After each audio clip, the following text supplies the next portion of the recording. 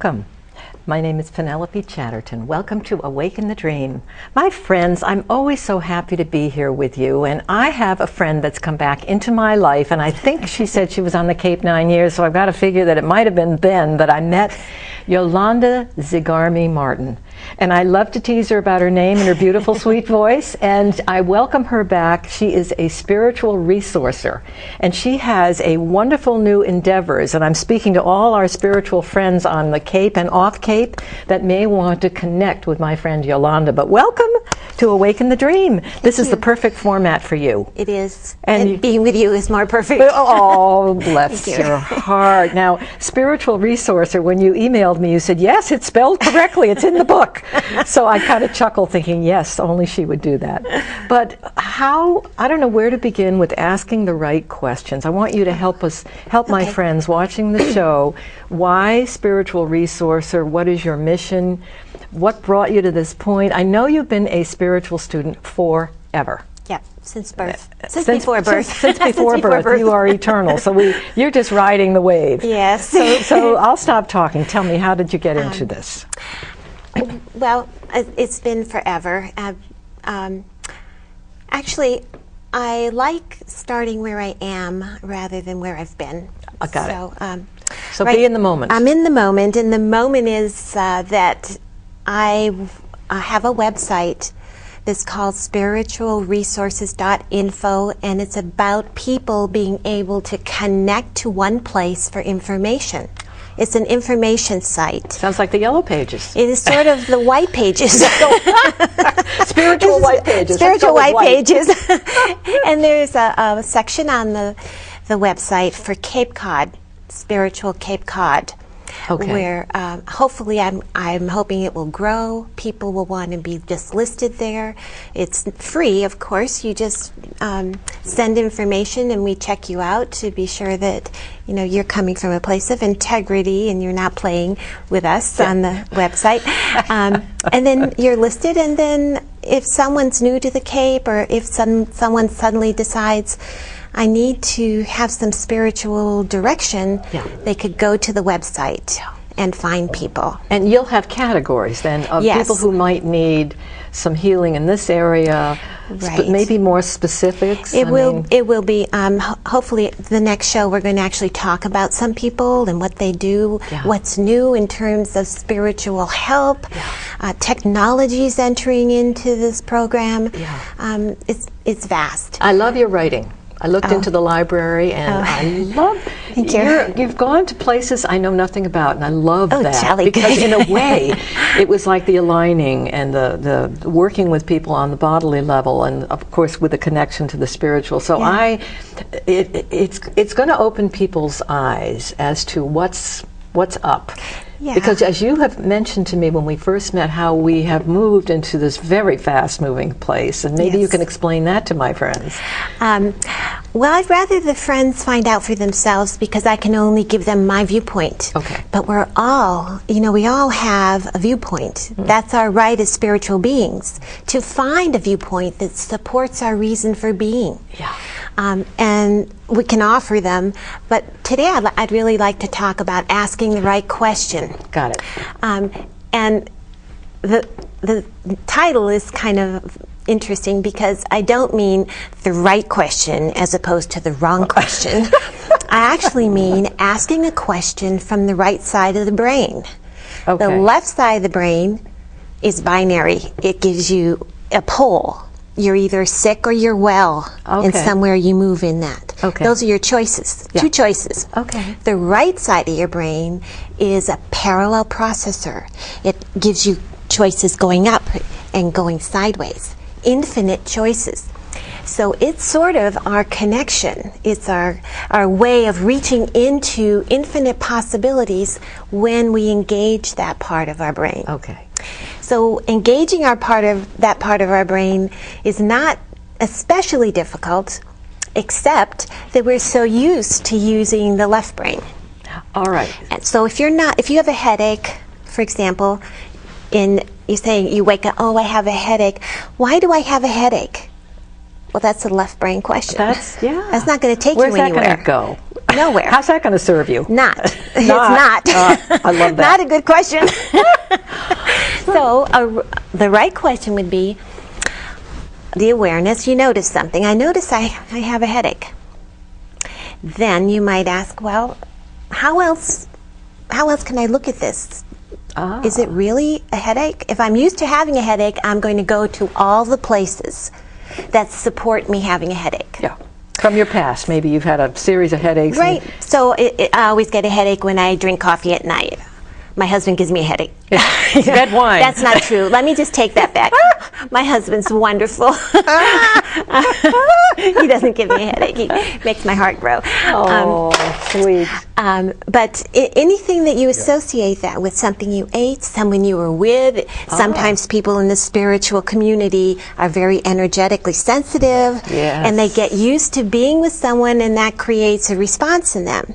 If they don't get out of the way of out of the habit of looking that way, they don't allow the person to change, and they don't change.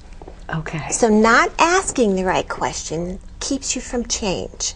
So the right question goes into going into a space of awareness, maybe where you're allowing yourself not to have the left brain answer. Well, almost. It's like you're. If you remember that infinity never repeats itself. I like that. Well, and we're infinite beings. Yes. If we keep in mind that we are spiritual beings having a human experience, not the other way around. Gotcha. I know. It's That's easier big. for us to be spiritual than it is for us to be human. Only we have developed a pattern and a habit of being human first, and not looking to our spiritual self for support and healing and change, because it's easier to see, feel, touch, than it is to just kind of sink into another place. Not to mention the world presents itself in the way that it does, where sometimes when I was in school, I never had anybody say, hey, why don't you go think about that or meditate on that. I was just said, well, it can be this, this, or this. You know, right. there were conditionings going on. That's exactly it. They're conditionings.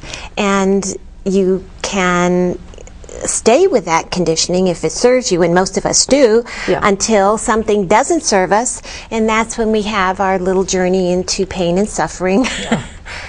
Lack, limitation, death sometimes. And sometimes that can be in disguise and repeat itself in the disguise of something else, but it's the same dynamic. I've been through that many times. And, you know, finally you get it, but you always chuckle at, why didn't I get that sooner? The suffering now is moved into, you know, it's really helpful to feel and to let go. Yes, and that's right. I love the way you're presenting yourself, Yolanda. Because this is... Well, I applaud you, because for me to try to present that, I might feel too abstract, but you're finding the right words to say this. So you are encouraging folks to think about, to beat conditioning maybe, and to be more open to something maybe new. Well, that's the key. And something new means literally you probably couldn't think of it. But if you ask the right question and you think about, you know, you understand that you're getting out of the problem circle and you're asking a different question, then you leave yourself open for a totally different answer. How else can I look at this? So you're closing the door to the way you used to look at things, and then you wait a minute, or 2, or 3, or an hour. But if you can ask that question, infinite possibilities can flow to you. Some of them might be playful, they could be silly, they could be, you would think that's not doable. You just kind of collect them. And then they'll sort themselves out, and they will find a way to present to you a truly other way to look at this that gives you options. And something might gel. Exactly. I love the idea that all of a sudden it's like, you know, head slap. That's right. Because you'll feel it. Your soul will connect. Yes. Oh, I'm glad you brought that up, because that is another thing I've just wanted to throw in the pot. Well, most of us, when we ask a question, we're up here. So it's all coming mental. But to ask the right question, to get to the right brain, before you actually ask the question, You try and find out where you are in relation to your heart. Ah, love it. You engage the heart, because the heart actually is the center of knowledge, awareness, wisdom. Not here. Oh, that is so true. You know, this is memory. Yeah. This is wisdom. Yes. So if you drop down into the field of your heart and then ask, how else can I look at this? And you know, people that have instant healings, that find a way out of their problem, they go down there when they're desperate.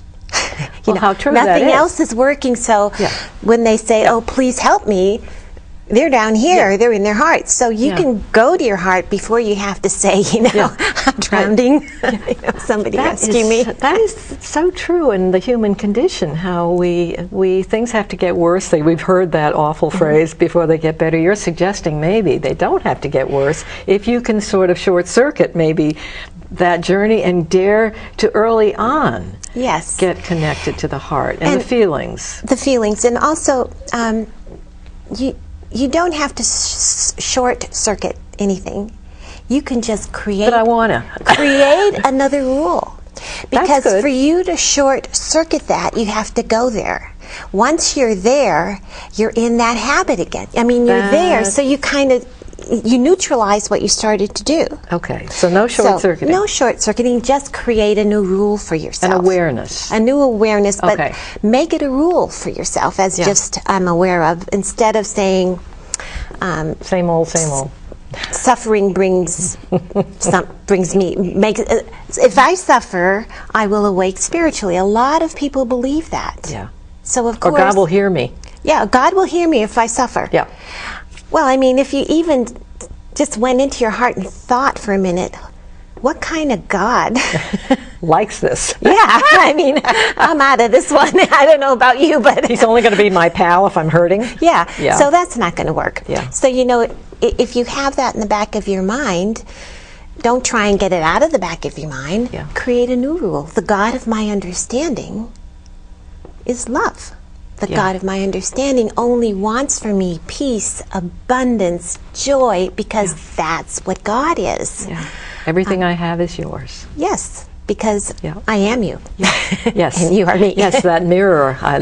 Yeah. That So, grace. It is grace. I love It's the word all- grace. It's all Yeah. about being able to access the energy of grace, which you can't get in your mind. Yeah. You can only get from the heart That's center. so true. So when you're That's so trying true. to bring about change in your life, you have to be out of the place where you've developed a habit where nothing ever changes.